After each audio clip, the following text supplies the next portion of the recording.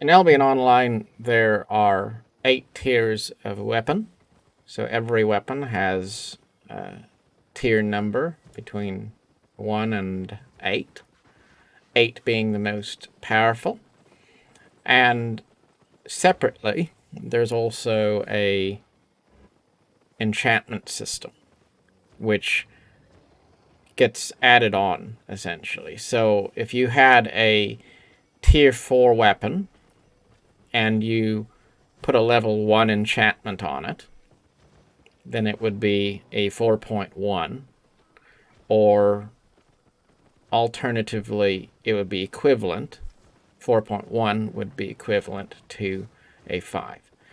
A 4.3 would be equivalent to a 7. A 5.3 would be equivalent to an 8, or a level 3 enchantment on an 8 number 8 tier weapon would be essentially basically the same as 11. So really, in a sense, if you add enchantment to the base gear score of a weapon, you can enchant a weapon all the way up to a tier 11. Now, the way we do this is by going into dungeons and opening up chests, and in those chests you'll get runes and souls and relics.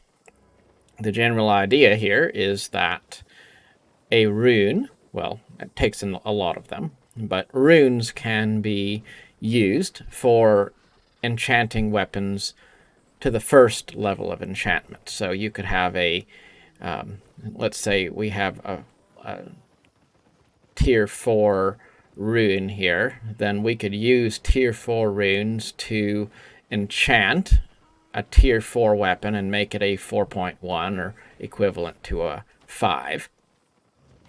Or we could take souls and we could use them to do a level 2 enchantment and take that tier 4 weapon and turn it into a 4.2 or equivalent to a 6.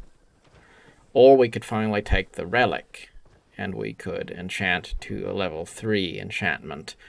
Again, that would make the tier 4 weapon equivalent to a 7. The 4.3 enchantment would be equivalent to a 7. So that's just a general rule of thumb. When you are in a dungeon and you're getting all of these runes and souls and relics, the general idea of what you want to do with them is just hoard them, and then if you want to upgrade your weapons with them, you can do that and potentially increase their strength or increase their resale value. It does take quite a few of them to really do much, but that is what they are for. And I know for me as a new player, and probably for a lot of brand new people out there, you get them, you have them, and you really have no idea what exactly you're supposed to do with them. And of course, if you're looking for where to go to do these enchantments, it is in every town. The anvil there, we're looking at the artifact foundry, and you would just go ahead and take your weapon in the enchant tab, a weapon that's eligible, and you would just drag it right in there. And then if you have the appropriate number of runes or relics or souls that you need, then you just click enchant while you have those, and it'll take care of the rest for you.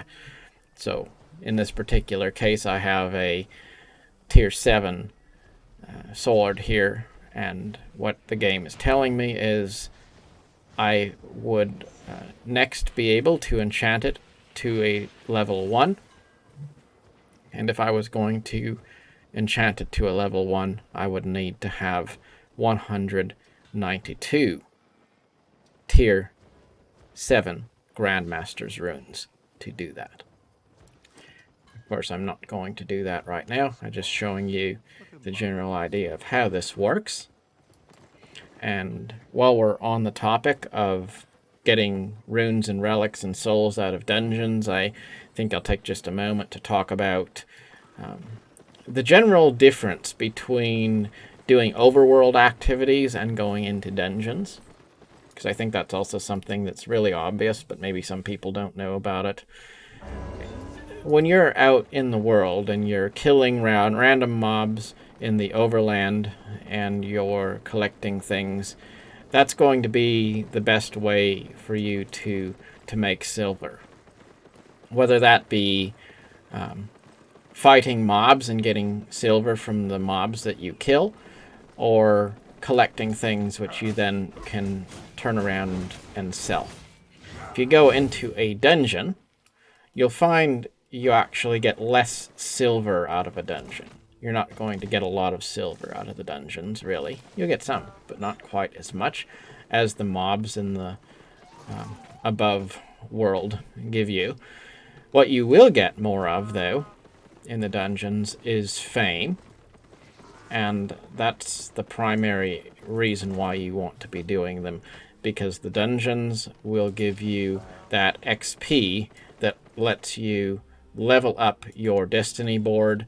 And of course, the destiny board gives you the ability to get passive buffs for different types of equivalent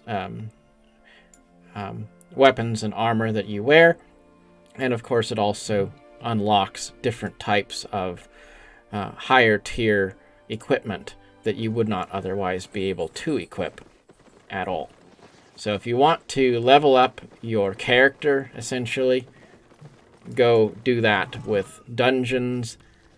And if you want to just make money, probably stay out and do things like gathering and killing mobs in the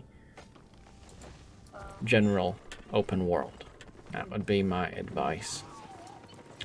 So, thank you very much for watching.